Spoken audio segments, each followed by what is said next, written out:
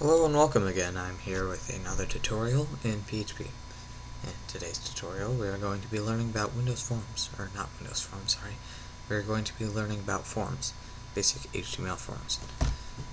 Now, let's get started. This is actually going to be part 1 of 3 videos on Windows Forms. The first one's going to be the basic HTML layout, the second one's going to be using Git, and the third is going to be using post. Let's start out by creating our HTML form. I'm not going to write up the whole HTML, I'm just going to write up the part for our form. Okay, form.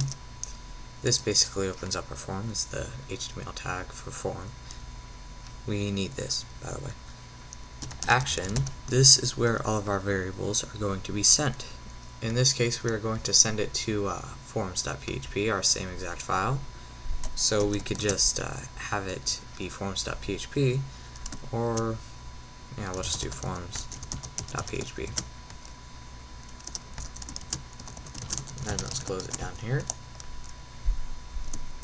And let's have some text. And then input. Input is basically where whatever the user interface or uses. It could be a radio box, a drop-down box, a text box, anything like that.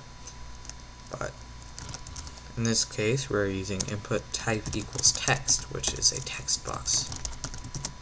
And we also need to give it a name. This is what I call the ID, which is basically what we will be looking for in our PHP.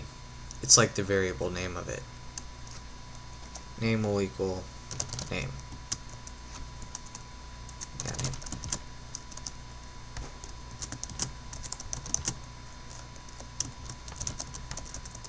Then let's have a little submit button where input type equals submit. Submit enters the form and sends the variables to our forms.php. And let's save this. F5.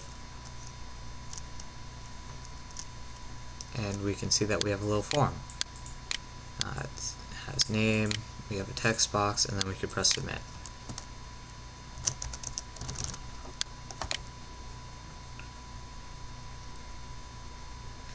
Of course it does nothing right now because we didn't do anything, but you can see up here in the URL that it has some variables, and it has the variable that we typed into our namespace. I'll talk about that later in the Git tutorial. That is basically all for right now. Check out the post or Git tutorial to learn more about forms and how you handle them.